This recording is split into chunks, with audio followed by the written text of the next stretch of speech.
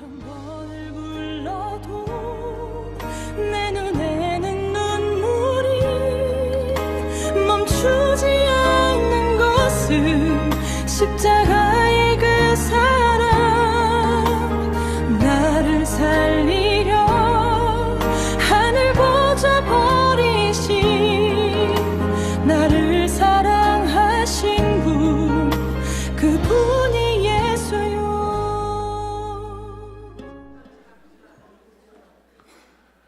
제가 얼마나 지난주에 한이 맺혔으면 일주일을 기다렸다가 이렇게 말씀을 드리겠어요.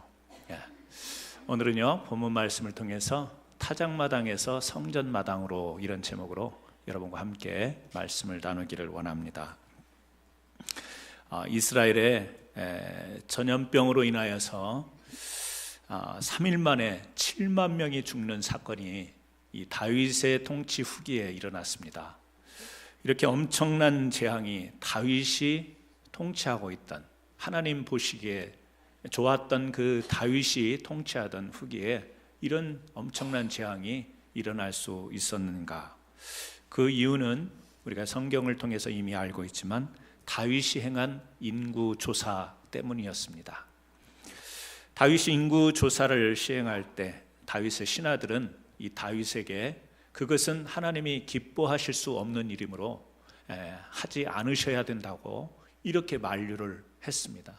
그럼에도 불구하고 다윗은 끝까지 고집을 부리면서 이 인구조사를 행하게 되죠.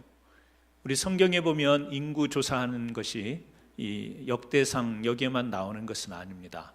우리가 잘 알고 있는 모세도 인구조사를 했죠. 민수기에 보면 모세가 이 인구조사를 하는 내용이 2번이나 나옵니다. 그래서 우리가 민수기를 영어로 numbers, 사람을 계수해서 이 인구조사를 한 사람을 헤아렸던 책이다, 그래서 numbers 이렇게 이야기를 하는데요. 민수기에 2번이나 인구조사가 나오는데 거기에서 이 모세가 조사한 인구조사의 특징은 하나님께서 명령하셨다라는 거예요. 그런데 다윗의 인구조사는 우리가 성경을 읽다 보면 하나님께서 명령하신 인구조사가 아니라는 데 문제가 있습니다. 민수기에서 인구조사의 목적은 하나님께서 당신을 신실한 하나님이심을 백성들에게 인지하고자 하는 목적이 있었어요. 갈대아 우르에서 아브람을 불렀잖아요. 그리고 너로 하여금 큰 민족의 아버지가 되게 한다, 큰 민족을 이루겠다라고 하는 약속을 줍니다. 그래서 광야 가운데 이제 가나안 땅을 향하고 있는 이 이스라엘 백성들이 보니까 어느덧 그 하나님의 큰 민족을 이루겠다라고 하는 약속이 실현되어 가는 것을 눈으로 확인할 수 있었던 거예요. 그리고 그 신실하신 하나님께서, 약속을 지키시는 하나님께서 가나안 땅도 이스라엘 백성들에게 줬는데 그 광야길을 걸어가면서 지치지 말고 계속해서 신실하신 하나님을 의지하고 나가라, 이런 의미로 인구 조사를 하게 했던 겁니다. 그런데 오늘 우리가 보게 되는 이 역대상에서 다윗의 인구 조사는 조금 달랐던 것 같습니다. 우리가 역대상 21장 1절 말씀인데요, 이 말씀에 보니까 성경을 보셔도 되겠고 앞에 화면을 보셔도 되겠습니다. 제가 성경을 읽어드릴게요. 여기 보면 사탄이 일어나 이스라엘을 대적하고 다윗을 충동하여 이스라엘을 계수하게 하니라. 자, 사탄이 다윗을 충동해서 인구조사를 하게 했다라는 말씀이 이 21장 1절에 나옵니다. 사탄이 이 다윗을 충동해서, 그러니까 하나님이 명령하신 것이 아니라 이 사탄에 의해서 이 다윗의 마음 가운데에 이 충동이 일어나서, 그래서 21장 3절에 보면 이런 말씀이 있습니다. 같이 읽어볼까요? 요압이 아르되 여호와께서 그 백성을 지금보다 100배나 더하기를 원하나이다. 내 주 왕이여, 이 백성이 다 내 주의 종이 아니니까 내 주께서 어찌하여 이 일을 명령하시니까. 다윗의 장군 요압이 지금 만류를 하면서 이런 이야기를 합니다. 여호와께서 백성을 지금보다 100배나 더하기를 원하나이다. 그러니까 하나님께서 우리 백성을 지켜주시고 앞으로도 계속해서 하나님께서 우리 이스라엘을 지켜주실 텐데 왜 하나님께서 지금 원하시지 않는 불필요한 일을 하십니까? 라고 지금 만류하는 그런 내용이에요. 그러니까 이 다윗의 밑에서 충성하는 이 요압 장군이 지금 하는 말이지만 이 다윗에게 하는 말을 통해서도 이 하나님이 원치 않는 일을 지금 하고 있는 것을 가까이 있는 요압이 지금 알아차리고 있다라는 겁니다. 요압이 다윗의 의도를 간파한 거죠. 결국 다윗의 이 인구 조사로 인해서 무고해 보이는 이 이스라엘 백성 7만 명이 3일 만에 전염병으로 죽게 되는 이 엄청난 재앙을 겪게 됩니다. 우리는 이 말씀을 대하면서 이 다윗이 이 사탄에 의해서 마음에 충동질이 일어나 가지고 인구 조사를 한 것 때문에 이 무고한 백성들이 억울하게 7만 명이나 죽임을 당해야 되느냐, 좀 성경을 보면서 이해가 되지 않는 그런 대목이기도 합니다. 하지만 이 같은 내용이 우리 사무엘하 24장에 나옵니다. 이 사무엘하 24장 1절에 보면 같은 이야기인데요, 이렇게 이야기가 되고 있어요. 같이 한번 읽겠습니다. 여호와께서 다시 이스라엘을 향하여 진노하사 그들을 치시려고 다윗을 격동시키사. 이 사무엘하 24장에 보면 지금 똑같은 내용입니다. 역대상 21장 이후에 나오는 말씀하고 똑같은데요, 거기에서는 시작이 어떻게 되냐면 지금 역대상에서는 사탄이 다윗의 마음을 이 충동질했다 그렇게 나와 있는데, 이 사무엘하 보면 여호와께서 이스라엘을 향하여 진노하사 그들을 치시려고 다윗을 격동했다 이렇게 나와요. 그러니까 하나님께서 이 재앙을 내리시는데 그 재앙의 대상은 뭐냐면 이스라엘 백성이라는 이야기예요. 그리고 그 일을 하기 위해서 다윗의 마음을 격동시켰다라는 거예요. 자, 사무엘 하에서는 하나님이 다윗의 마음을 격동시켰고, 역대상에서는 사탄이 다윗의 마음을 격동한 것으로 이렇게 나온단 말이에요. 그러니까 우리는 성경을 보면서 이거 모순이다, 이게 앞뒤가 안 맞는다, 이런 성경들을 가끔 우리가 만나게 되잖아요. 여러분, 이것으로 봤을 때 우리는 이 다윗 한 사람의 잘못이 아니라 이스라엘 백성 전체를 향하여서 하나님이 진노하신 내용이 있다라는 사실을, 그래서 재앙을 내릴 때 다윗이 단순히 인구조사한 그 자체를 가지고 하나님이 이스라엘을 벌하신 것이 아니라 이스라엘 백성이 그동안 하나님 앞에서 잘못한 내용이 있기에 이 다윗으로 하여금 잠시 사탄이 그 마음을 충동하게 허용을 하시면서 이스라엘 백성들을 깨닫게 하시는 이와 같은 징벌을 내리신 거다. 우리가 그렇게 이제 성경을 이해할 수 있겠죠. 그래서 우리가 이 역대상은 이 저자가 누구인지, 기록자가 누구인지 정확하지 않습니다. 미상입니다. 그리고 사무엘하는 우리가 선지자 갓 아니면 나단 선지자가 썼을 것이다 이렇게 추정을 하는데요, 이 관점이 조금 이렇게 다르게 보입니다만 다른 것이 아닙니다. 그렇습니다. 하나님은 이스라엘 백성 전체가 무언가 하나님 앞에서 진노를 일으킬 만한 일을 행한 것이고, 그것을 하나님이 징계하기 위해서 다윗을 세워서 그 일을 행하시는데요, 왜 하나님은 이스라엘 향하여 진노하셨는가? 이 전체적인 내용을 보면 두 가지 사건만 우리는 기억을 해볼 수 있겠습니다. 첫 번째는 압살롬의 난이에요. 다윗의 아들 압살롬이 자기 아버지를 대적해서 이 난을 일으키죠. 반역을 하죠. 그때 이스라엘 백성들이 그 아들인 압살롬 편에 사람들이 우르르 몰려간 거예요. 자, 다윗은 하나님이 기름 부어서 그를 왕으로 삼겠다고 약속을 하시고 하나님이 원하셔서 세운 왕이에요. 압살롬은요, 하나님이 그런 약속을 한 적이 없습니다.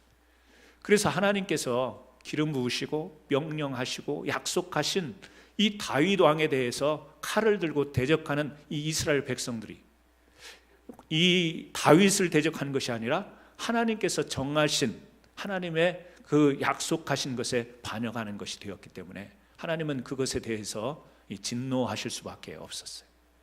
그리고 이제 다윗이 거의 이제 통치 말년에 그 이 압살롬의 난과 더불어서 일어났던 사건이 세바의 난입니다.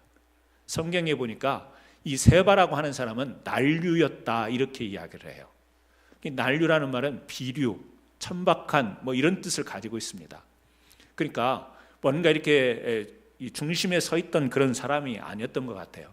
그렇게 주목받던 인물이 아닌 것 같은 그런 사람이 뭔가 반역을 하려고, 다윗 왕에 대해서 이렇게 반역을 하려고 할 때 뭐 별로 세력도 없는데, 따르는 사람도 없는데, 거기에 이스라엘 백성들이 마음이 흔들리고 동해서 이 세바의 난에 같이 합류한 사건을 성경은 기록을 하고 있습니다.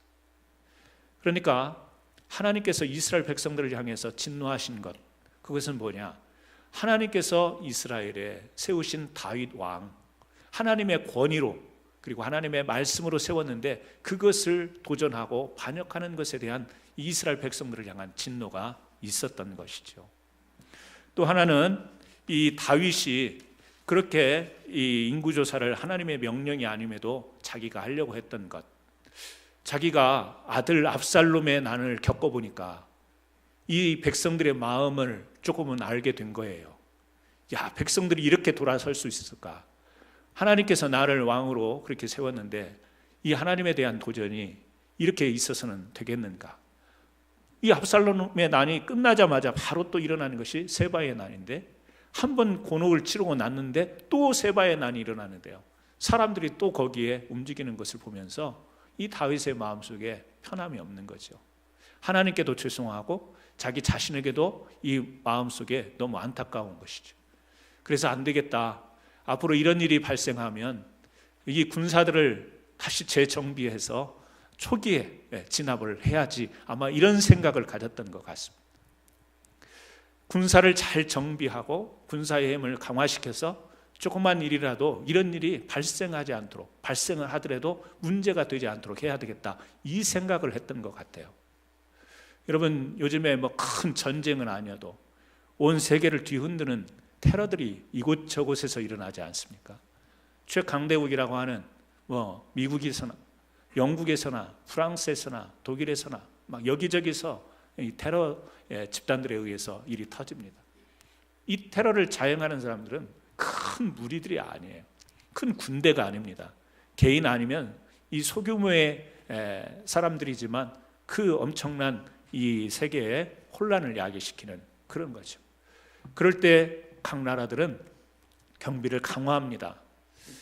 때로는 군대를, 때로는 치안을 보완하기도 합니다. 왜냐하면 그런 일들이 일어나는 것이 너무 골치 아프고 너무나 충격을 받는 일이기 때문에 아무래도 치안을 강화하는 것은 당연한 일일 거예요. 아마 다윗도 그런 면에서 조금 이 자기의 이 거느리고 있는 그 군대를 강화하고 싶었던 그런 마음이 있었던 것 같습니다. 인구조사의 목적을 민수기에 보면 사람들을 계수하여 세금을 걷는 일, 이런 것이 반영이 됐지만 지금 다윗은 그런 의도가 아닙니다. 군사, 이 군인의 힘을 더 강화시키고자 한, 왜? 자기가 당하고 겪었던 일들 때문에. 그런데 문제는 여기에서 하나님께 묻지 않는다라는 것. 하나님 앞에 이 묻지 않고 기도하지 않고 자기의 생각으로 이렇게 하면 안 되는 것이지, 이렇게 하면 하나님 나라의 왕권이 도전받는 것이지, 이런 일이, 이런 반역이 앞으로 있어서는 안 되는 거지 라고 생각을 해서 그동안에 얼마나 많은 큰 군대를 거느렸습니까? 그래서 자기가 생각할 때 이 정도 군대의 힘, 이 정도 군사의 힘이면 앞으로 잘 조치를 해서 막아야지, 이런 생각으로 인구 조사를 했던 것 같아요. 다윗이 어떤 사람이었죠? 골리앗을 물리칠 때 물맷돌로 물리쳤던 그런 소년 다윗이었습니다. 자기가 가지고 있는 것이 없었을 때는 오직 여호와 하나님의 이름을 부르면서 나갔던 그런 다윗이었어요. 근데 지금은요, 왕이 됐습니다. 지금은 가진 것이 많습니다. 지금은 휘하에 군인들이 아주 많아요. 유대 사람만 그 당시에 인구가 500만인데 60만 대군이면, 지금 우리 대한민국의 군인이 60만이라고 그러잖아요. 5천만인데. 그러니까 그 당시에 이 군사의 힘이 작지 않습니다. 그걸 다윗이 가지고 있었던 거예요. 그러니까 가진 것이 많았을 때 드는 생각은 이 가진 것을 동원하여 해결하려고 하는 생각을 갖게 되는 것이죠. 없을 때는요, 가진 것이 없었을 때는 하나님을 의지합니다. 하나님을 앞세워 나갑니다. 하나님, 내가 가진 것이 없습니다. 하나님밖에 없습니다. 하나님의 이름밖에 없습니다. 이러고 나가는데 군인이 많아요. 많으니까 그 많은 것으로 내가 당한 이 반역을 어떻게 압제할 수 있을까 생각하면서 가지고 있는 것을 더 생각하고 그것을 더 강화하려고 하다 보니까 하나님을 찾지 못하는 거예요. 여러분, 우리 믿음 생활 가운데도 그런 것이 혹시 있지 않습니까? 정말 내가 없을 때는 뭐 물질적인 것만을 의미하는 것은 아닙니다. 정말 내가 하나님을 의지하고 전적으로 신뢰하고 하나님을 이름을 부르다가 내게 어떤 이 힘이 생길 때는, 내가 어떤 문제가 발생했을 때 그 해결하는 것이 하나님이 아니라 내가 가지고 있는 힘으로 해결하려고 하는, 자동적으로 내가 가진 것을 생각하게 돼 있죠. 이것으로 해결해 볼까? 이런 힘으로 해결해 볼까? 왜요? 있으니까. 없을 때는 동원할 것이 없기 때문에 그저 하나님밖에 바라볼 수밖에 없는 것이죠. 다윗의 실수가 여기에 있었던 것 같습니다. 많은 것을 갖고 있다 보니까 문제 해결을 자기가 가진 것으로 해결하려고 할 때 여기에 문제가 있었던 것이죠. 저는 한국의 교회를 비판할 일은 없지만 요즘에 세습 문제로도 굉장히 시끄럽고 혼란스럽습니다. 세습하는 교회들이 보면 대형 교회들입니다. 그 교회를 일궜던 목사님들 보면 개척 당시에 아무것도 없었고 정말 힘이 없고 하나님 앞에 무릎 꿇고 기도만 했던 그런 목사님들이었을 거예요. 근데 점차 교회가 커가고 가진 것들이 많으니까 이제 하나님의 교회에 또 종을 세우는 일도, 하나님의 교회를 움직이는 일들도 무엇으로 하려고 하냐면 이 교회가 가지고 있는 것들로 하려고 하는, 해결하려고 하는. 그러다 보니까 거기에서 이 하나님께 대한 부르짖음이 없고 하나님의 뜻을 추구하지 못하다 보니까 너무 많이 가진 것들로 모든 것을 해결하고 풀어가려고 하니까 이런 문제가 생기는 것이 아닌가. 여러분, 우리에게 주어진 모든 것들은 하나님께서 주신 것입니다. 하나님의 손에 의해서 우리에게 주어진 것들입니다. 하나님께서 주신 것들이지만 이것이 나의 힘이 아니라 이것을 주신 하나님이 우리의 힘이 되어야 될 줄로 믿습니다. 그래서 여기에 오늘 기억해야 될 말씀이 하나 있습니다. 시편 33편 16절에서 19절인데요. 우리 같이 한번 읽어보겠습니다. 많은 군대로 구원 얻은 왕이 없으며 용사가 힘이 세어도 스스로 구원하지 못하는도다. 구원하는데 군마는 헛되며 군대가 많다 하여도 능히 구하지 못하는도다. 여호와는 그를 경외하는 자 곧 그의 인자하심을 바라는 자를 살피사 그들의 영혼을 사망에서 건지시며 그들이 굶주릴 때에 그들을 살리시는 도다. 아멘. 여호와를 경외하는 자, 하나님의 인자하심을 바라는 자, 그런 자에게 하나님은 살리심의 은혜를 더하시는 줄 믿으시기를 바랍니다. 다윗이 자기 아들 압살롬의 반역으로, 그리고 그 압살롬에게 막 사람들이 우르르 쫓아가서 반역하는 걸 보고 얼마나 마음이 아팠을까요? 마음은 아프고 괴롭지만 그때도 하나님을 경외하는 마음으로 하나님을 부르며 하나님의 도우심을 구해야 됐고, 이 정말 이름도 알지 못했던 이 세바라는 보잘것없는 사람이 나타났는데도 어느새 사람들이 그곳에 모여 큰 세력이 되어 자기를 도전할 때도 기가 막히고 답답하지만 그때도 하나님을 경외하며 하나님께 그 일을 맡겼어야 되고, 앞으로 이런 일이 생기면 안 되겠다라는 마음이, 그래서 군대를 더 강화해야 되겠다는 생각이 든다 할지라도 오늘 시편에 있는 말씀처럼 사실은 군대가 아무리 강하고 마병이 많다 할지라도 하나님이 지켜주셔야만 되고 하나님이 다스려줘야만 됨을 인정하면서 하나님께 여쭈고 아뢰야 될 텐데 그러지 못했던 다윗이 실수함으로, 그리고 백성들은 이에 하나님의 권위를 무시하고 다윗가를 도전했던 이 잘못이 하나님을 진노하게 만들어서 그 재앙으로 전염병을 3일 만에 7만 명이 죽는 이와 같은 재앙이 내리게 된 것입니다. 여러분, 오늘 이 말씀을 통해서 우리는 어떤 이 7만 명이 죽는 재앙은 아닐지라도 때로 우리 영혼에 공고한 일이 생길 때가 있습니다. 뭔가 우리 삶 가운데에 힘든 일이 있을 때 곰곰이 우리는 우리의 삶 가운데 하나님 앞에 아뢰지 못하고 내가 가진 힘, 능력, 내 가진 생각으로 그렇게 살지 않았는지를 한번 돌아보는 귀한 기회들이 있기를 바랍니다. 다윗은 이 일을 통해서 어떻게 이 재앙을 해결했는가, 우리는 이 역대상 21장을 통해서 발견하게 됩니다. 엄청난 재앙이 일어났어요. 감당하기 어려운 일 아닙니까? 3일 만에 7만 명이 죽으면 열흘이 되면 얼마만큼 많은 사람이 죽어나가게 될까? 전염병이라는 것은 퍼지기 시작하면 걷잡을 수가 없는 거예요. 이때 다윗은 하나님께 기도합니다. 역대상 21장 17절 같이 한번 읽으시죠. 하나님께 아뢰되 명령하여 백성을 계수한 자가 내가 아니니까 범죄하고 악을 행한 자는 곧 나이다. 이 양떼는 무엇을 행하였나이까? 청하건대 나의 하나님 여호와여, 주의 손으로 나와 내 아버지의 집을 치시고 주의 백성에게 재앙을 내리지 마옵소서. 다윗이요, 이렇게 재앙을 내리게 된 데는 다 제 잘못이니까 저와 제 아버지 집, 다시 말하면 우리 집안에 벌을 내리시고 이 백성들은 아무 잘못 없으니까 재앙을 내리지 마옵소서. 여기에서 세바의 난을 이야기하지 않습니다. 압살롬이 반역을 해서 백성들이 우르르 몰려가서 그걸 보니까 제가 분통이 터져서 그랬습니다. 변명하지 않습니다. 그런 이야기는, 세한 이야기는 하지 않은 채 다 제 잘못이니까 백성에게 재앙을 내리지 마옵소서, 이렇게 기도를 하는 거예요. 그래요, 우리가 실수하고 넘어지고 어려운 일이 생길 때 우리는 세세하게 우리를 기도를 하면서도 내 자신을 보호하고 싶은 심리로 우리는 변명과 합리화를 내세울 때가 있습니다. 하지만 하나님께 엎드릴 때는 이미 하나님이 다 알고 계세요. 억울한 것도 알고 계시고 내가 본의 아니게 그런 것도 알고 계시고, 중요한 것은 내 마음을 하나님께 그대로 내어놓는 것, 이것이 중요한 거죠. 다윗은 지금 그냥 왜 백성이 원망스럽지 않겠어요? 왜 압살롬이 원망스럽지 않고 왜 세바라고 하는 그 세력들이 이 마음속에 안타깝게 느껴지지 않겠어요? 그런데 하나님 앞에 기도하면서는 하나님, 백성들은 잘못이 없어. 백성들은 잘못이 없으니까 재앙을 내리려면 우리 집안에 내리십시오. 백성들에게는 재앙을 내리지 마옵소서. 여러분, 우리가 성경을 통해서 알지만 재앙과 어려운 가운데 무릎 꿇는 자리가 하나님 앞에 은혜 받는 자리인 줄 믿으시기를 바랍니다.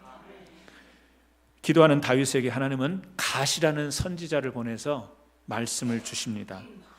역대상 21장 18절인데요. 갓이라는 선지자가 이제 다윗이 하나님께 기도하니까 하나님께서 갓을 보내서 이야기합니다. 같이 읽습니다. 다윗은 올라가서 여부스 사람 오르난의 타작마당에서 여호와를 위하여 제단을 쌓으라.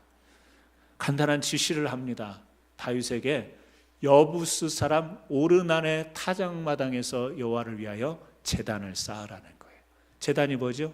제사를 드리라는 겁니다. 예배를 드리라는 거예요. 그런데 여부스 사람 오르난, 여러분 여부스 족속을 기억하실 겁니다. 이스라엘이 이제 여호수아와 갈렙의 인도를 받아서 가나안을 점령하게 되죠. 그 가나안 땅에 들어가기 전까지 그 지역에, 지금의 이스라엘 지역에 살고 있었던 족속이 7족속이 있었습니다. 그 중에 예루살렘 중심에 머물러서 살고 있었던, 다시 말하면 이스라엘이 가나안을 점령하기 이전에 예루살렘 지역에 살고 있었던 족속이 여부스 족속이었어요. 하나님은 이 가나안에 들어가면 그들을 다 물리치라고 명령을 했잖아요. 근데 베냐민 지파가 이 여부스 족속을 쫓아내지를 못해요. 그래서 이스라엘 백성이 가나안 땅에 들어갔음에도 불구하고 이 여부스 사람이 약간 밀리기는 했지만 결국에는 같이 거기서 살게 된 이 족속이 여부스 족속이에요. 근데 그 여부스 족속 사람 가운데에 이방인이죠, 오르난이라는 사람이 나옵니다. 이게 우리가 아까 사무엘서에 보게 되면 여러분 들어보셨죠? 아라우나 타작마당 들어보셨어요? 아라우나 타작마당은 뭐고 오르난의 타작마당은 뭔가 같은 거예요. 아라우나라고 하는 이 사람은 여부스 말로 아라우나, 히브리 말로 오르난. 그러니까 성경을 읽다 보니까 아라우나 타작마당도 나오고 오르난의 타작마당도 나오는데 이렇게 생각하시면 안 되고요. 같은 타작마당이에요. 같은 사람입니다. 이 오르난, 그러니까 이방인이에요. 여부수 사람. 이스라엘 백성이 가나안 땅을 점령하기 전부터 예루살렘 중심으로 살고 있었던 그 사람 중에 한 사람인데, 왜 그곳에 가서 이 농사를 짓기 때문에 타작하는 그 마당에서 여호와를 위하여 제단을 쌓으라고 이야기를 합니다. 이 다윗이 이제 와가지고 이 오르난에게 요청하는 거예요. 이 타작마당에서 지금 우리 이 이스라엘에 재앙이 내려서 수많은 사람들이 전염병으로 죽어가는데 하나님 앞에 급히 내가 제단을 쌓아야 되겠는데 이 타작마당에서 내가 번제를 또 제사를 드려야 되겠다라고 그렇게 오르난에게 이야기합니다. 그랬더니 오르난의 반응이 뭐냐면 여기 21장 23절인데요. 이 오르난이 자기가 가지고 있는 소를 어떻게 해요? 번제물로 드리라는 거예요. 곡식 떠는 기계가 있는데 이것을 화목으로, 그러니까 번제를 드리면 그걸 불로 태워서 드려야 되니까 그 기계를 땔감으로 삼으라는 거예요. 그리고 지금 타작마당에서 밀을 까불어야 되는데 이 밀은 소제물로 삼으시기 위하여 다 드리이다. 돈 받고 주겠다라는 거예요? 그냥 주겠다라는 거예요? 네, 그냥 주겠다라는 거예요. 여러분, 당시에 소 한 마리면 어떨까요? 옛날에 정말 우리 한국에도 소 한 마리가 집값보다 비싸던 시골에서는 그런 때가 있었다고 이야기하는데, 여러분, 소는요 이 자기의 생계와 관련되어 있는 거예요. 밀 이거 재배하려고 얼마나 1년 동안 농사를 짓는데 수고를 했겠어요. 그런데 이 유대인도 아닌 이스라엘 백성도 아닌 이 여부수 족속인 이 오르난이 그것을 다 내놓겠대요. 여기서 성경학자들은 두 가지를 생각합니다. 하나는 이 이스라엘 백성이 7만 명이나 죽어나가는데, 수많은 사람이 죽는데 지금 자기 집에 있는 그 타작마당과 이 재물이 정말 다윗이 하나님께 제사를 져서 멈출 수만 있다면, 그 인명이 피해드는 것을 내가 가지고 있는 소유를 통해서 해결될 수 있다면, 그런 생각을 가진 넓은 마음의 소유자였을 것이다. 또 하나는 이 사람이 여부스 사람이긴 하지만 이스라엘 사람과 같이 살면서 하나님을 아는 사람이었을 것이다, 이렇게 하는 거예요. 왜? 여기 성경에 구체적으로 이야기를 하거든요. 소들은 번제물로 드리고 번제를 아는 사람이라는 거예요. 화목, 불을 태워서 드리는 것을 아는 사람이라는 거예요. 소제물, 번제를 들 때 항상 따라다니는 이 소제를 드리는 것을, 이 제사가 무엇인지 제단이 무엇인지를 아는 사람이기 때문에 그것을 다윗에게 말한 걸 보면 이 사람이 하나님을 섬기는 사람이었을 것이다, 이렇게 이해를 합니다. 정확한 것은 알 수는 없지만 다 내어드리겠다고 그렇게 이야기를 하는 거예요. 그런데 다윗이 어떻게 반응을 하죠? 이제 다 준비가 됐잖아요. 그냥 타작마당도 허락을 받고 뭐 소도 주고 거기 땔감도 있고 그냥 드리면 되는데, 다윗은 어떻게 반응을 보이냐면 그것을 그대로 가지고 제사를 드리지 않겠다고 합니다. 뭐죠? 값을 주고 사겠다, 돈을 내고 사겠다라고 그렇게 이야기를 합니다. 여기 보면 600세겔이라는 것을 지불하고 자기가, 다윗이 사는 거예요. 타작마당 또 재물들 다 통틀어서 그랬는지 모르지만 600세겔. 저도 이 숫자에 약하거든요. 제가 수학을 참 못합니다. 정말 수학은 지금도 싫어요. 수학은 지금도 싫어요. 그러니까 돈 세는 거 외에는 제가 수학을 싫어요. 600세겔이 얼마인가 찾아봤어요. 제가 기억을 못하니까 72kg 정도 되는 거예요. 그러니까 금 72kg 정도 돼서, 제가 또 금값을 모르거든요. 그래서 금요일 날 미국 시세로, 금요일이에요, 지난 금요일 시세로 찾아봤어요. 금 1kg가 얼마인가 했더니 38,088불, 38,000불. 그러니까 600세겔이면은 270만 불 가까이 된다라는 거예요. 그러니까 물론 지금과 그 당시의 가치는 또 환산을 해도 다르지만 그냥 우리가 볼 때 600세겔이라고 하는 값을 지불했다라는 것은 지금의 거의 300만 불 가까이 되는 건데, 그냥 뭐 그렇게까지 우리가 계산할 필요는 없어도 엄청난 값을 지불하고 그곳을 제단 삼았다라고 하는 거예요. 다윗은 하나님의 마음을 아는 사람이었어요. 비록 실수하지만 하나님의 마음을. 하나님은 희생 제사를 원하시는 거예요. 값없이 그냥 와서 드리는 예배가 아니라 내가 희생하는. 그래서 여러분, 우리 주일 예배에 나오고 기도 모임에 나오고 또 성경 공부에 나오고 우리 또 찬양대 열심히 이른 시간에 나오고 또 친교 준비하러 교회에 나오시는데, 여러분들이 할 일이 없어서 시간이 남아서 그렇게 나오시는 분들이 아니에요. 시간도 없어요. 몸도 때로는 피곤하고 아프기도 해요. 그런데 내가 맡은 일이 있고 내가 하나님 앞에 해야 되는 일이라고 생각을 해서 내가 내 자신의 시간을 희생하고 내 몸을 희생하면서 나와서 하나님의 일을 섬기는 것, 그것을 하나님이 받으시는 거예요.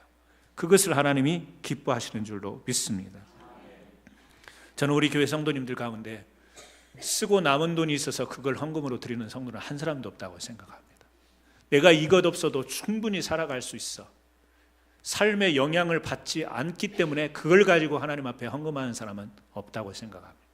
힘들지만, 쪼들리지만, 이것도 귀한 것이고 아깝지만 내가 하나님 앞에 드려야지.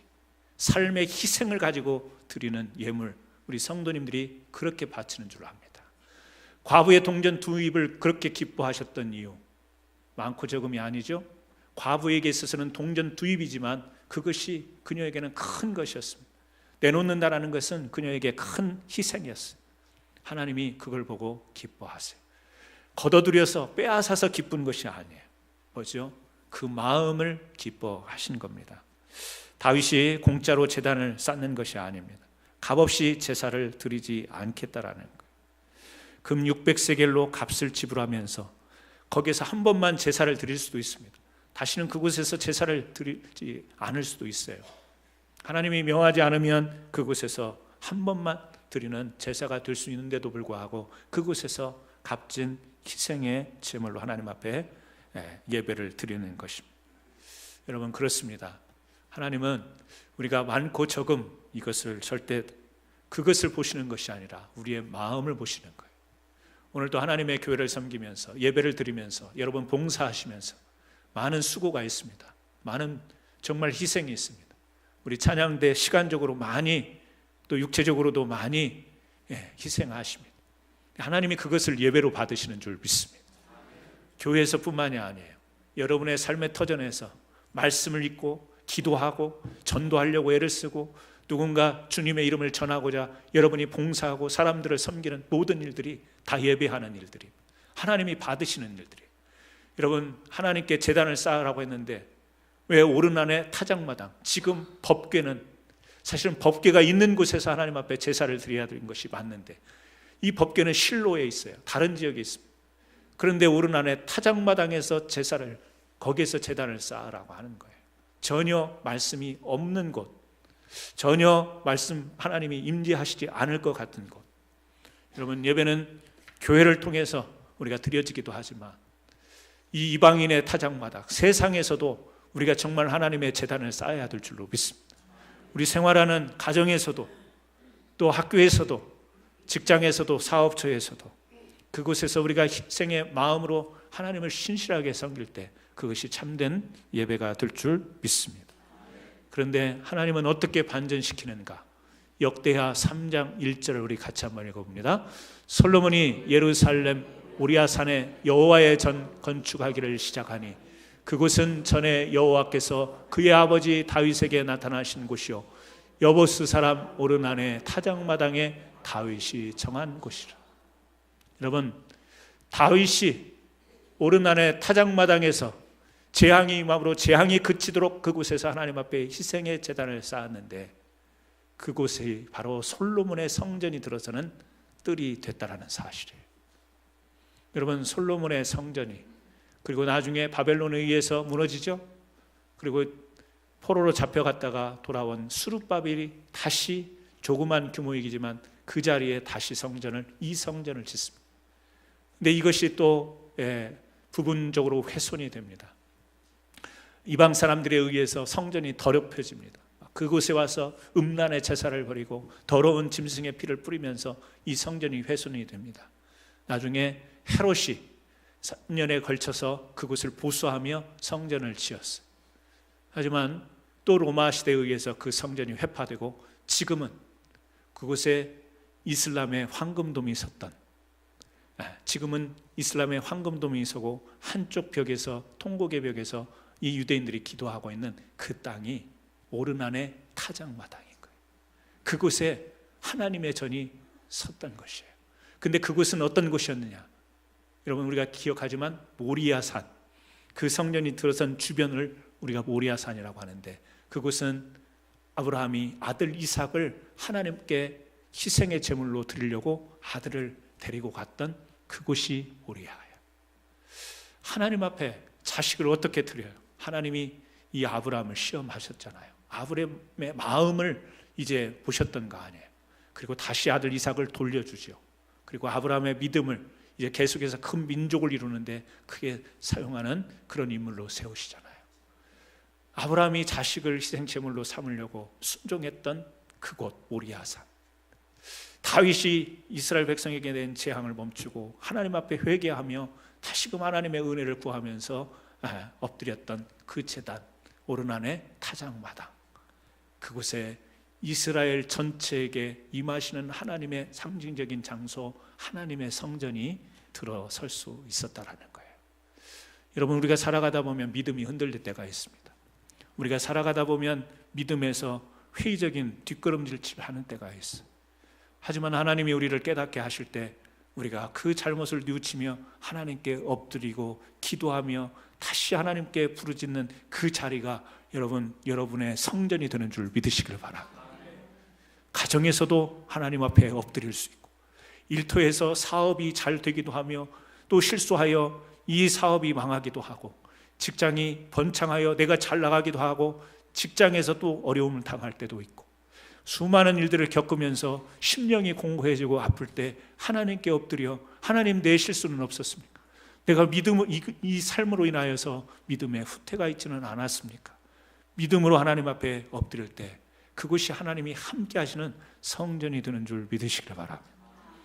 오늘 오르난의 타작마당, 그것은 이방인이 살던, 이방인의 보잘것없는 구석과 같은 그런 마당이었지만 결국에 하나님께서 이스라엘 백성들을 사랑하심으로 징계하시고 회개하고 돌아올 때 그곳을 성전 삼으셨다라는 이 말씀을 기억하면서 우리의 온 이 삶의 영역이 하나님 앞에 드려지는 귀한 성전이 되기를 주님의 이름으로 축원합니다. 기도하십니다. 하나님 아버지, 이스라엘